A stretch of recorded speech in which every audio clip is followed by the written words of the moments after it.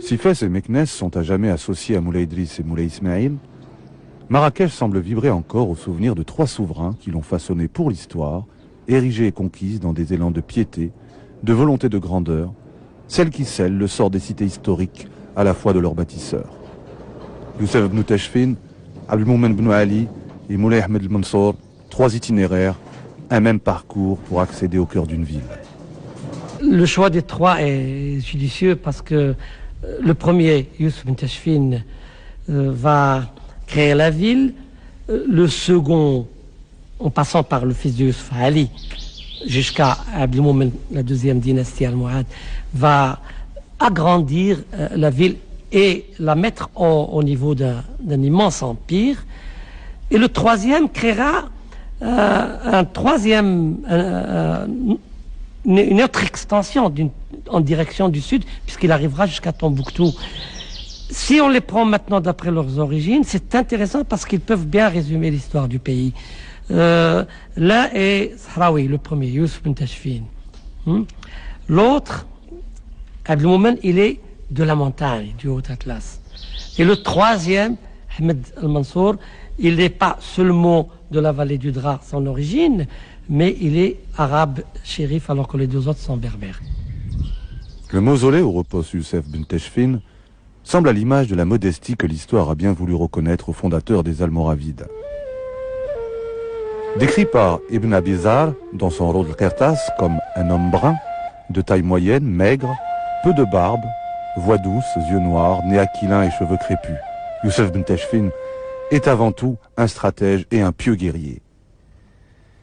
Il fait montre de ses qualités lorsqu'il se consacre à parachever l'unification du Maroc et du Maghreb, poussant ses armées jusqu'aux portes de l'Ifriqiya.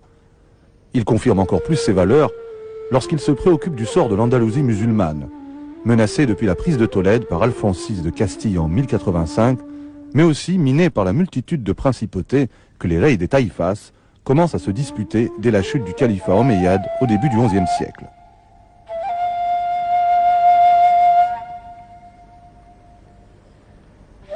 Répondant au premier appel d'El-Mu'tamil ibn Abbad, Youssef ibn Tachfin débarque à Algésiras, reprend la route du nord pour affronter les armées d'Alphonse VI lors de la fameuse bataille de Zlaqa en 1086, saluée comme une victoire éclatante de l'islam sur les frondes de la Reconquista.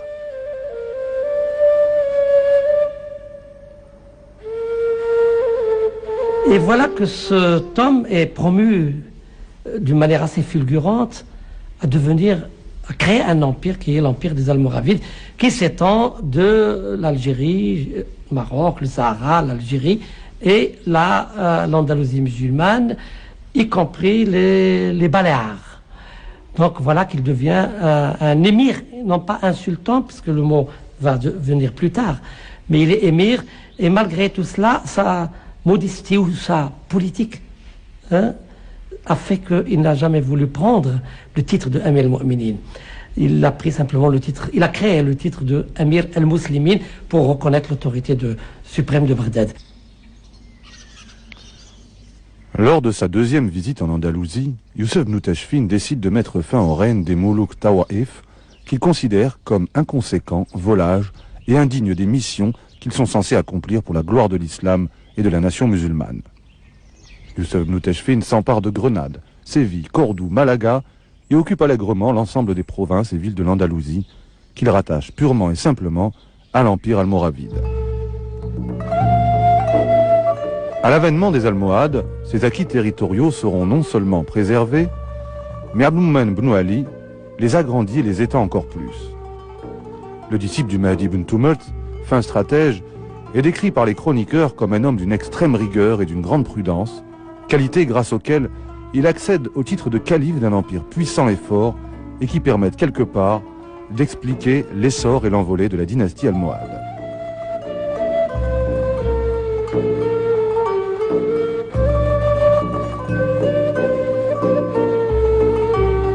On peut attribuer en très grande partie à cet envolé au génie de Abdelmoumen ibn Ali, stratège, administrateur, grand organisateur, aussi grand aménageur de l'espace. Et il donne donc de cette manière-là la ligne de conduite que vont suivre ses descendants, son fils Youssef, Yaqub, Mansour, petit-fils, etc. C'est peut-être un autre trait de caractère qui justifie l'hommage qu'Abdelmoumen ibn Ali rend à son maître lorsqu'il décide, quelques années après son intronisation, de revenir vers Tinmel et d'y élever l'un des monuments les plus caractéristiques de l'époque almohade. Perché en haut d'une colline, l'œuvre de Abdelmoumen ibn Ali s'élève sur, dit-on, l'emplacement même de la mosquée dans laquelle prêchait le Mahdi ibn Tumult.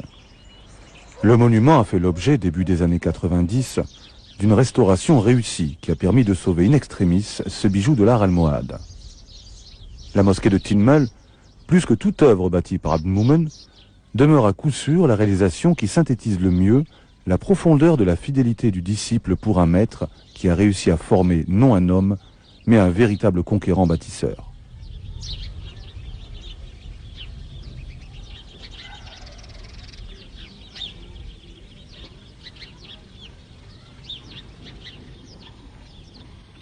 Abdelmoumen ibn Ali, il avait construit la mosquée de Tinmel pour rendre hommage à Mahdi ibn Tumult. Il a créé un modèle pour le reste des mosquées qui ont été construites après. Alors, plus que ça, on trouve que cette mosquée elle est entourée d'un mur très haut, un mur de presque 15 mètres d'auteur. Et la particularité dans cette histoire de mur qui est percée par 8 portes, c'est que il donne l'impression pas d'une mosquée, sinon d'une forteresse.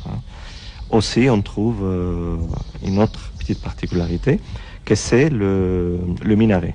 Le minaret, elle est sur le mihrab. Ce sens de l'aménagement de l'espace que soulignait Hamid Triki et qui semble être inné chez Abdelmoumen ibn Ali est décrit en ces termes par Joudi Hassar Ben Slimane dans son étude consacrée à la mosquée de Tinmel. Cette mosquée, pour l'auteur, sera et restera longtemps le plus parfait édifice jamais réalisé sur les terres de l'islam d'Occident. Le monument, mieux qu'aucun autre, va répondre à la rigueur de la pensée du Mahdi, sans cesse clamée dans les écrits, les discours et les prêches. Tout sera mis en œuvre pour que cette offrande posthume soit la mesure d'Ibn Tumult l'Assafou, littéralement le flambeau. À la rigueur de sa pensée va répondre la rigueur mathématique la plus exacte. À partir d'un module de base, la coudée étant égale à 64 cm, mesure entre les deux colonnes du mihrab, où va réaliser les figures les plus parfaites de la géométrie. Carrés, cercles et triangles vont se recouper à l'infini et se rencontrer dans les points les plus précis pour dessiner au sol une surface remarquablement équilibrée. Ensuite s'élever dans les façades, les arcs, les galeries, les nefs et enfin le mihrab, une des niches les plus parfaites qu'ait vu l'architecture islamique.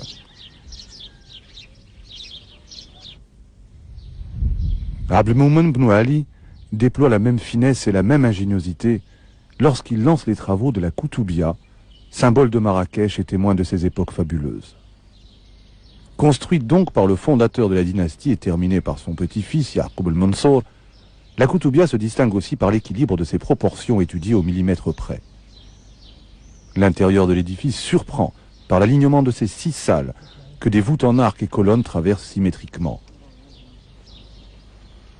Construite en pierre extraite des collines de Guiliz et en grès rose, la mosquée et son minaret ont fait l'objet d'une restauration qui leur a permis de retrouver ces éclats aux couleurs qui changent selon l'exposition du soleil et qui offrent un spectacle unique, quel que soit l'endroit où on se place.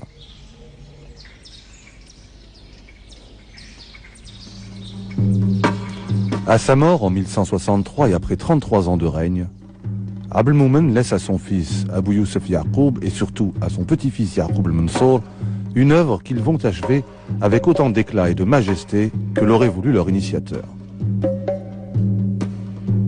Yaqub al-Mansour parachève les travaux initialement lancés par son grand-père. Parmi l'œuvre de ce grand roi almohade, l'intérêt qu'il porte au Ribat al-Fath, dont Abdelmoumen avait bâti le noyau initial. Sous Yaqub al-Mansour, Ce noyau s'agrandit par portes monumentales, dont celle de Bab Rouah, et murailles qui délimitent ainsi le périmètre de l'actuelle Médina. Le noyau bâti par Al-Moumen, la fameuse Kasbah de Mehdiya, devenue Kasbah des Oudaya, se renforce aussi par une porte, Bab el-Kbir, et une muraille qui longe l'embouchure du Bourg-Greg.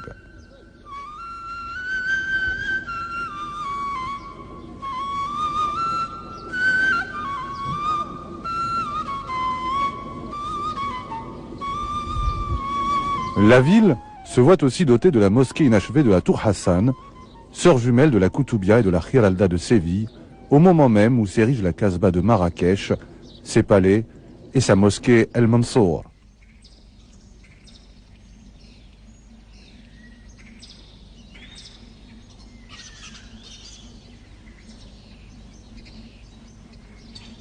Ce n'est plus ni une idéologie almohade, ni le sunnisme des Almoravides, c'est la légitimité, elle est puisée dans l'origine des Saadiens qui prétendent être Sharfa, shérif.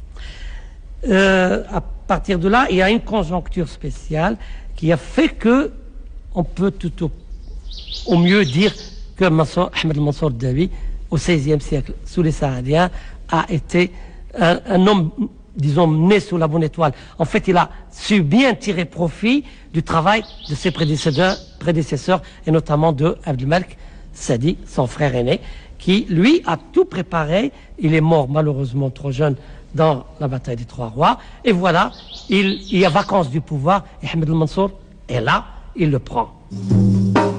Le destin d'Ahmed Mansour est lié donc au sort de son frère Abdelmalek, hanté durant plus de 20 ans par ce sentiment d'injustice qu'il avait plongé dans l'exil, éloigné du trône qui lui revenait de droit, et qu'il s'emploie à reconquérir lors de la bataille des Trois Rois, où il périra, ainsi que son neveu, le sultan Moutawakkil, et le roi Don Sebastian, débarquant du Portugal.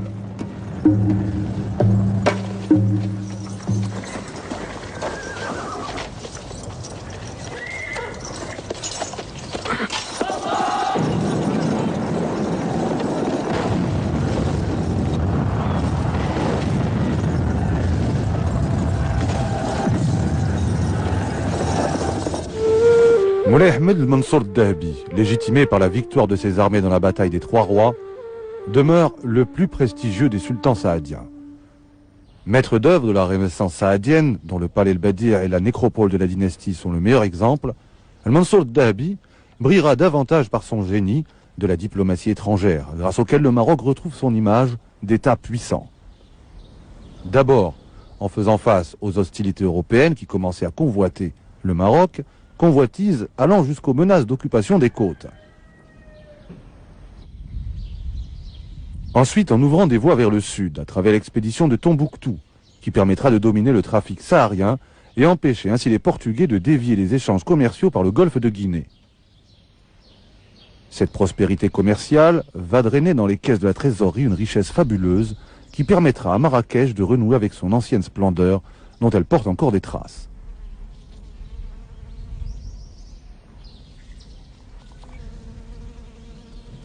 Si le sort et la fatalité se sont acharnés sur le majestueux palais El-Badia dont il ne reste que des ruines, les tombeaux saadiens, œuvre d'Al-Mansour Dahabi, donnent une image du faste qui ont marqué le régime de ce grand roi, légende de raffinement et d'opulence.